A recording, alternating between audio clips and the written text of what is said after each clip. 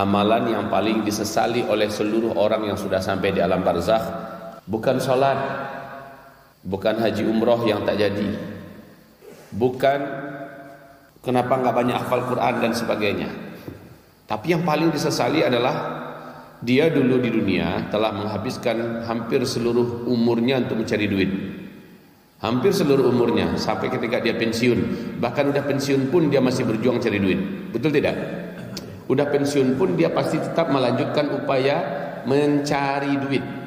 Kerja sana kerja sini. Ada yang serabutan, ada yang profesional, ada yang dagang, ada yang bersawah, bertani, ada yang berkebun, ada yang ternak dan seterusnya. Jadi sebagian besar umurnya habis untuk mencari duit. Tapi setelah duit dicari, dia mati. Dan duit itu dinikmati oleh ahli-ahli waris di belakangnya, bahkan diperebutkan. Yang ditanya dia, yang dihisap dia, yang malang dia, yang menderita dia, yang disiksa dia, yang menikmati orang lain. Ini yang paling disesali oleh seluruh orang yang mati dan sampai di alam barzakh. Sehingga ratapan terbesar mereka kepada Allah, ya Allah, beri aku kesempatan balik sebentar, 1 jam saja ya Allah, aku ingin sedekahkan semua yang aku cari dulu di dunia. Jadi semua yang mati minta dihidupkan sebentar saja, 1 jam saja.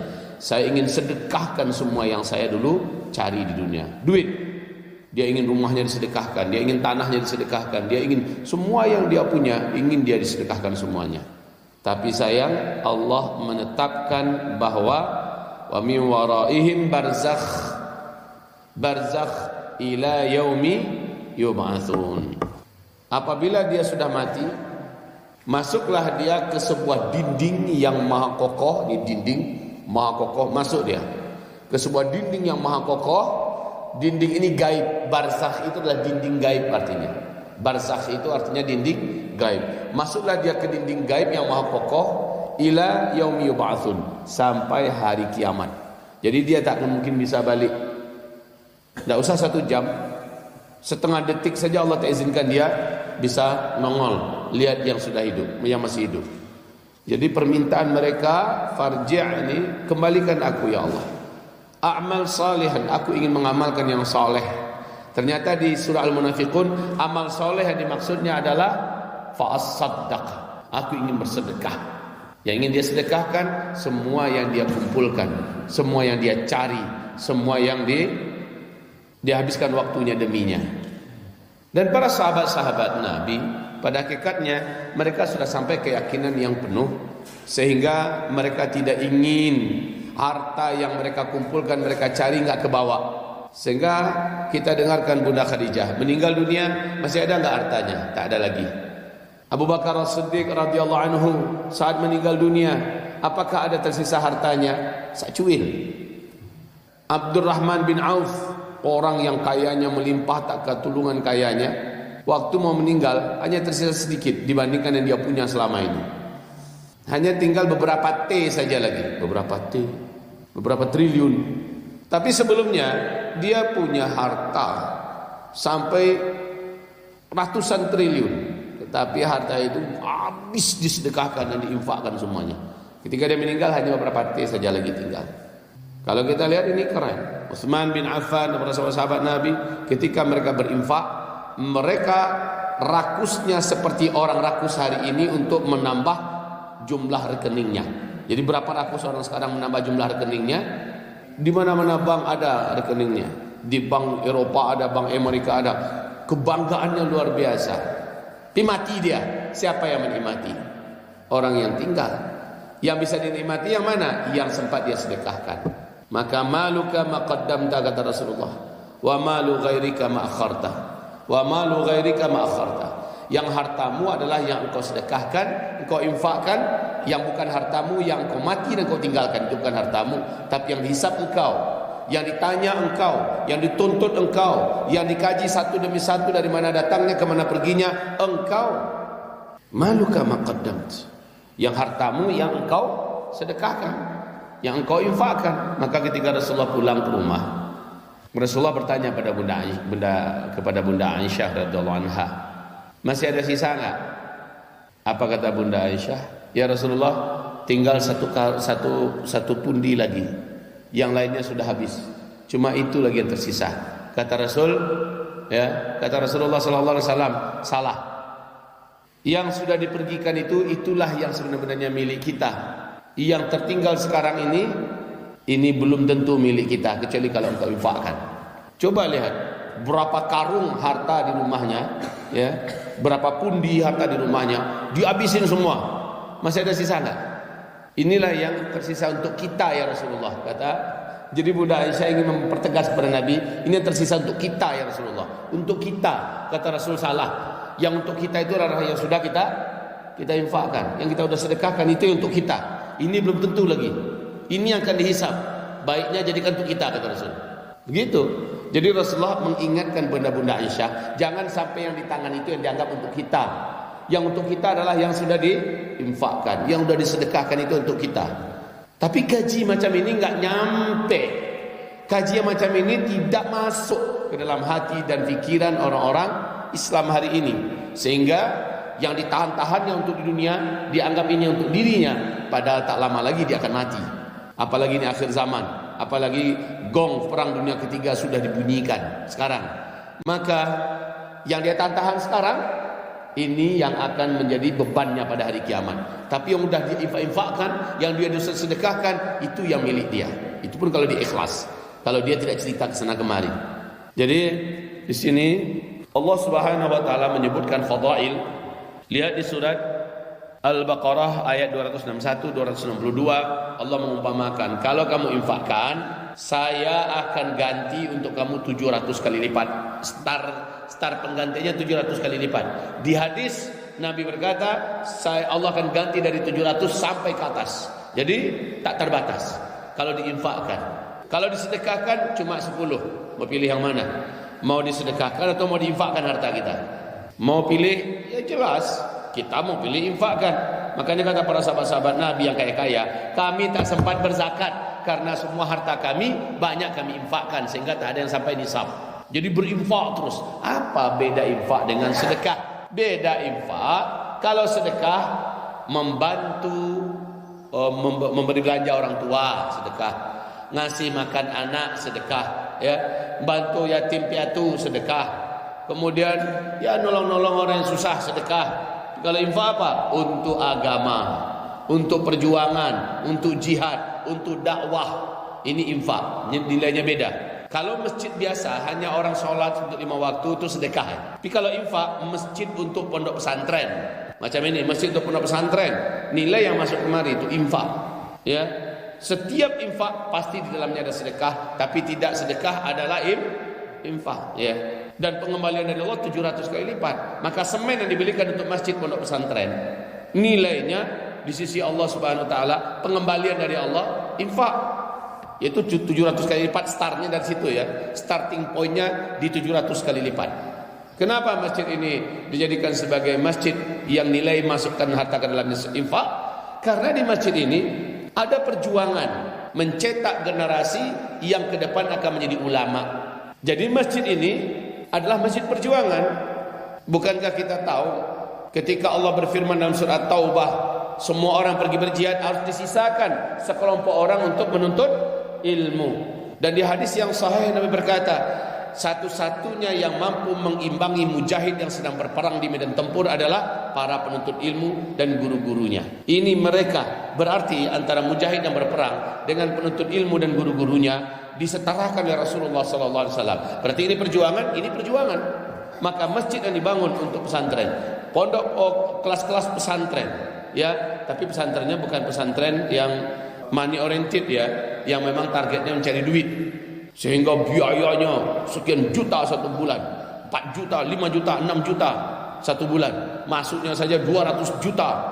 Mengajarkan orang dengan kemewahan bukanlah suatu jalan untuk menuntut ilmu. Kata Imam Syafi'i, jalan menuntut ilmu adalah menyusah-nyusahkan. Ya, jangan diberi kemanjaan. Diberikan kemanjaan, susah. Itulah jalan menuntut ilmu.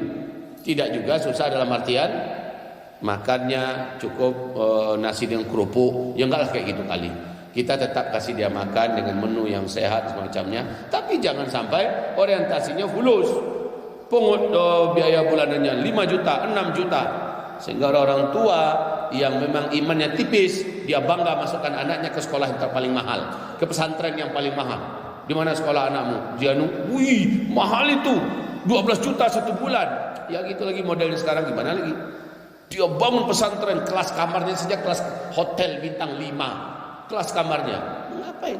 Orang kalau mau diajar untuk senang, bukan sesuatu yang hebat itu, tapi ngajar orang untuk susah, ini baru hebat. Ya, ngajar orang untuk susah, ini baru hebat. Tapi kalau ngajar untuk senang, ini nggak usah diajarin. Gharizah atau insting asli nafsu itu suka senang, jadi dilatih dia untuk senang. Supaya anak itu ini, kami jadi seperti ini. Teman-teman kami, ulama-ulama sebelumnya jadi karena mereka susah dulu di pesantren. Kami dulu di pesantren masak sendiri. Kami dulu di pesantren nyuci sendiri. Ini semuanya udah dilondrikan, masak udah dimasakin. Kualitasnya, outputnya bandingkan ke pesantren yang susah, aduh. Dalam hal ketakwaan, keimanan, kesolehan, baru keilmuan. Ketakwaan, keimanan, kesolehan, baru keilmuan. Jadi yang diadu itu bukan ilmunya doang, tetapi yang diadu adalah kualitas daripada kuantitas. Baik. Jadi dalam ayat ini Allah menawarkan banyaklah berinfak, karena Allah akan mengganti 700 kali lipat. Kemudian di dalam surat Al-Baqarah di ayat 267-nya Allah Subhanahu wa taala menyebutkan yang kamu infakkan itu harus yang terbaik dari hartamu. Jangan harta riba yang diinfakkan, jangan harta yang syubhat yang diinfakkan, tetapi anfiqu min thayyibati ma kasabtum wa mimma akhrajna lakum minal ardh. Apa yang terbaik yang kami rezekikan kepada kamu, apa yang terbaik yang bisa kamu usahakan, apa yang terbaik dari yang kamu dapatkan dari perut bumiku, kata Allah. Infakkan itu. Ikhwati fillah yang kami cintai, alladzina yunfiquna amwalahum bil-laili wan-nahari sirran wa 'alaniyah falahum ajruhum 'inda rabbihim wa la khaufun 'alaihim wa la hum yahzanun. Ayat 274 surah Al-Baqarah. Orang yang berinfak itu siang dan malam, bil-laili wan-nahar. Kalau menurut ayat ini bil-laili wan-nahar. Ya, di waktu malam dan di waktu siang. Apa maksudnya bil-laili wan-nahar? Ketika ekonominya sedang susah, sedang sulit, sedang sempit, mereka tetap berinfak. Wan-nahar, ketika ekonominya sedang terang, ekonominya sedang lapang, ekonominya sedang mudah, rezekinya sedang banyak, dia berinfak. Jadi di sini penekanan Allah bilail terlebih dahulu. Bilail, orang-orang yang berinfak di malam hari dan berinfak di siang hari. Artinya secara zahir malam dia berinfak, siang dia berinfak, 2 kali. Artinya secara takwil, ya, kalau dialihkan kepada arti yang lain, ketika ekonominya sedang susah, ketika ekonominya sedang lapang, dia tetap berinfak untuk agama Allah Subhanahu wa taala. Begitu saudaraku. Tapi yang kayak gini nih gimana? Enggak masuk ke dalam hati kaum muslimin hari ini. Sehingga enggak nembus jalan celengan untuk masjid. Yang keluar berapa? Celeng berbunyi, letok, recehan. Menilai surga dengan recehan, di mana letak cara berfikirnya? Tabungan pribadinya recehan. Sekali duduk di lapau nasi, traktir kawan-kawannya 300.000, enggak ada masalah. Sini bonnya ke saya. Saya. Kawan-kawan ini banyak orang fasik, orang yang enggak sholat, tapi berebutan mereka, sok dermawan. Dermawannya pada orang fasik, kepada orang yang tidak sholat, kepada ahli peminum, penjudi. Saya. Berapa dilihat bonnya? 2,5 juta. Ah, sini, gesek. 2,5 juta. Tiba datang celengan masjid, kelentang, cuma 500 perak, 1000 perak. Berharap masuk surga, dikentutin malaikat tuh orang. Ya, berharap masuk surga dengan 500 perak, 1000 perak. Untuk parkir masuk WC saja 2.000, 3.000, 5.000 hari ini. Masa? Ya Allah ya Rabb. Jadi memang ketahuan ya, betul kata Rasulullah. Kamu mau lihat iman, bagaimana kualitas imanmu? Maka lihatlah seberapa beraninya kamu berinfak untuk agama Allah. Disitulah nampak iman. Berapa iman kita, lihat seberapa berani kita berinfak. Ya, kalau sedekah, otomatis kita bersedekah. Mu'allim Razi pasti bersedekah tiap hari pada anaknya, ya, pada istrinya. Setiap kita pasti berinfak dan bersedekah. Mungkin pada orang tua kita kan, setiap kita. Tapi yang berinfak berapa orang di antara kita? Yang memang untuk perjuangan, untuk agama Allah, untuk dakwah, untuk pondok pesantren. Berapa? Ada seorang anak miskin, tidak mampu, tapi dia berprestasi. dan dia sekolahnya di pesantren, dia bertekad jadi ulama, datang seorang tua yang diberi Allah kelapang rezeki, sementara anak-anaknya sudah terlanjur ke umum semua, saya ambillah anak ini untuk saya asuh, saya biayai, saya didik. Dana yang dia keluarkan tiap bulan bukan sedekah, tapi itu adalah infak, karena anak ini menjadi aset untuk melanjutkan risalah Nabi Muhammad SAW. Ini adalah perjuangan. Maka menampung anak untuk diasuh, untuk disekolahkan, sementara targetnya dan cita-citanya menjadi ulama, anak ini adalah anak perjuangan fisabilillah, dan nilai harta yang dikeluarkan untuk anak tersebut nilainya adalah infak fisabilillah. Begitu. Ini kepada para pemirsa sekalian dimanapun antum berada, kalau antum dikasih Allah kelapangan dan urusan, kemudahan dan rezeki, tafadhol, di pesantren kami tahun ajaran baru depan ada beberapa puluh anak yang memang tidak mampu, sementara melihat daripada prestasi sekolahnya dan perlombaan yang diikutinya, anak-anak ini berjuara, bahkan di urutan nomor 1. Anak-anak semacam ini ya ada masuk ke kita dan orang tuanya angkat tangan, saya tak mampu biayanya. Tafadhol antum datang pada kami atau hubungi nomor kontak kami, lalu bilang kami mau ngambil 1-2 orang anak pokoknya. 1 bulan biaya kita ada di sini 1.700.000. Tafadhol antum menjadi orang yang berinfak tiap bulan. Jadikan anak itu menjadi seorang ulama. Nanti mungkin ribuan, mungkin jutaan orang yang dapat hidayah melalui lisannya, melalui tulisannya, melalui perjuangannya. Maka pahala semuanya itu Allah pastikan kepada kita, kepada antum, dan kepada kami para guru-gurunya, dan kepada orang tuanya, apabila orang tuanya juga ikut membiayai anaknya. Taib ibarat Allah yang kami muliakan. Jadi dari sini kenapa hari ini dijadikan oleh Rasulullah SAW sebagai tanda dekatnya kiamat adalah orang-orang mulai pada bakhil, karena memang keadaan ekonomi sekarang menurun tajam. Itu benar. Tapi bukankah kita mendengar Allah menawarkan yunfiquna billail, mereka berinfak di waktu malam, ketika ekonominya itu sedang gelap, pintu-pintu rezekinya itu nggak nampak saking gelapnya, tapi dia tetap berinfak. Ini yang luar biasa, dia tetap berinfak. Dan Allah puji orang ini dalam surat Ali Imran ayat ke-134 ya, wasari'u ila maghfiratin min rabbikum wa jannatin 'arduha samawati wal ard wa 'iddat lil muttaqin, ayat 134. 135-nya alladzina yunfiquna fi sarra'i wad dharra, orang yang tetap mengeluarkan infak ketika ekonomi mereka sarra dan dharra, ketika ekonominya sedang payah dan sulit, dia tetap berinfak. Baik. Ibarat ikhwati fillah yang kami cintai, dalam masa susah kata Rasulullah, ittaqun nar walau bisyiqqi tamrah. Bertakwalah kamu kepada Allah, jauhi dan selamatkan dirimu dari api neraka walau hanya bisyiqqi tamrah, walau hanya 1 butir kurma. Bisa enggak? Bisa. Apalagi sedang puasa sekarang, orang butuh kurma sahur berbuka. Fitnatur rajuli fi ahlihi wa waladihi wa jarihi tukaffiruha as-salatu was-sadaqatu wal amru wan nahyu. Rasulullah sallallahu alaihi wasallam, fitnah seseorang yang akan menimpa keluarganya, yang akan menimpa anak-anaknya, yang akan menimpa tetangganya, bisa diselamatkan fitnah itu oleh Allah, bahkan ditutupi oleh Allah Subhanahu wa taala dengan salat, dengan sedekahnya, dengan al-amru bil ma'ruf wan nahyu 'anil munkar. Man tasaddaqa, dari Abu Hurairah radhiyallahu anhu, man tasaddaqa bi 'adli tamratin min kasbin thayyib, siapa yang bersedekah walaupun hanya dengan 1 biji kurma, tapi dari harta yang betul-betul bersih, kata Rasulullah sallallahu alaihi wasallam, wala yaqbalullahu illa thayyib, dan memang Allah tidak akan mau menerima kecuali dari yang bersih, harta yang bersih. Lanjut kata Rasulullah, fa innallaha yaqbaluha, maka sesungguhnya Allah menerimanya, diterima oleh Allah biyaminihi, dengan tangan kanannya.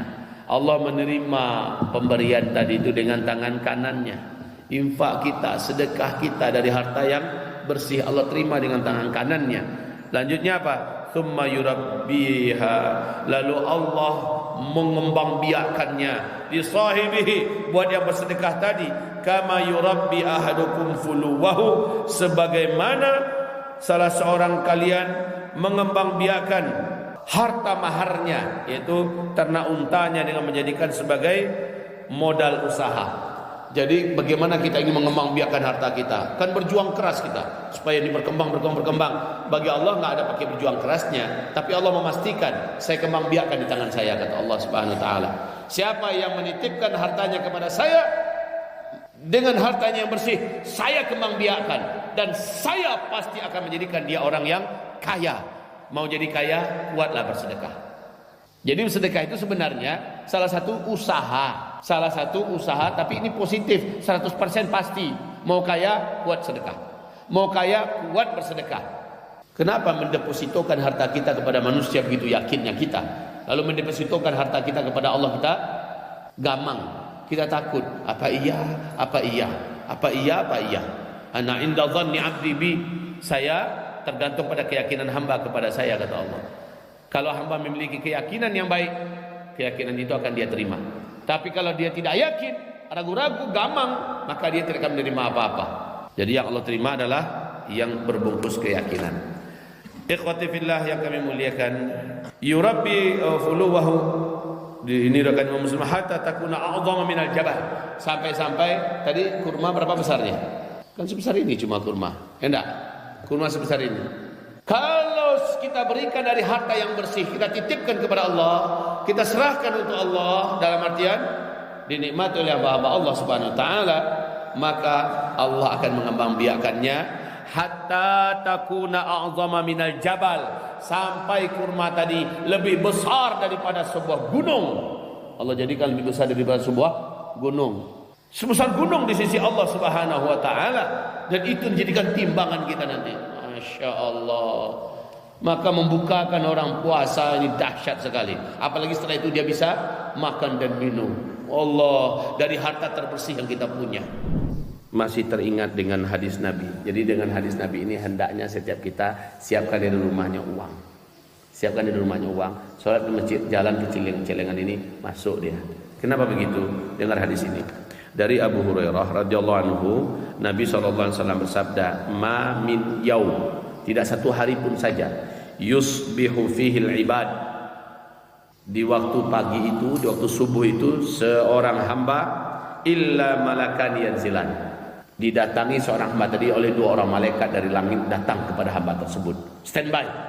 Kemudian fayaqul ahaduhuma, malaikat yang pertama berdoa, Allahumma a'ti munfiqan khalafa. Ya Allah, kalau dia hari ini ada berinfak, berilah ya Allah ganti yang lebih banyak. Ini doa satu orang malaikat. Yang satu orang lagi malaikat berdoa juga. Wa yaqulul akhar, yang lain berdoa, Allahumma a'ti mumsikan talafa. Ya Allah, kalau dia tak berinfak hari ini, Allah hancurkan hartanya. Kalau tak berinfak hari ini, Allah, padahal ada yang mau diinfakkannya, tapi dia tahan, dia tak berinfak hari ini, Allah hancurkan hartanya. Hancurkan hartanya. Ini doa malaikat tiap pagi itu, tiap pagi subuh. Maka kita subuh ini sengajakan dari rumah, apa jubah yang kita pakai besok subuh, masukkan uang kita ke dalamnya. Masukkan uang kita ke dalamnya. Niatkan ini untuk besok subuh. Ya, niatkan begitu. Jangan sampai tidak.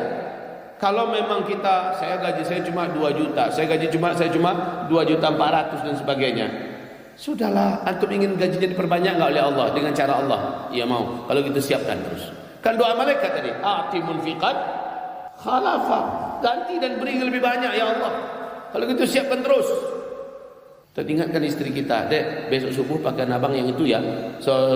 Dan selalu istri kita masukkan uang ke dalam saku kita itu. Lewat celengan, ambil. Walau hanya 5.000, walau hanya 2.000 ya. Ya, ini jelas ini untuk infak fisabilillah. Karena ekonomi kita memang segitu cuma sanggupnya. Tapi bagi yang mampu, janganlah kelasnya 5.000, 10.000, malulah. Malu dikasih Allah titipan banyak, yang dikeluarkan kecil. Padahal ini tabungan pribadi untuk dia, dan Allah akan kembalikan lebih banyak. Kalau memang ekonomi kita bagus, kenapa tidak 100.000, paling sekecil 50.000? Kenapa tidak begitu? Toh ekonomi kita dilapangkan oleh Allah Subhanahu wa taala. Ya, baik ya, tiap subuh.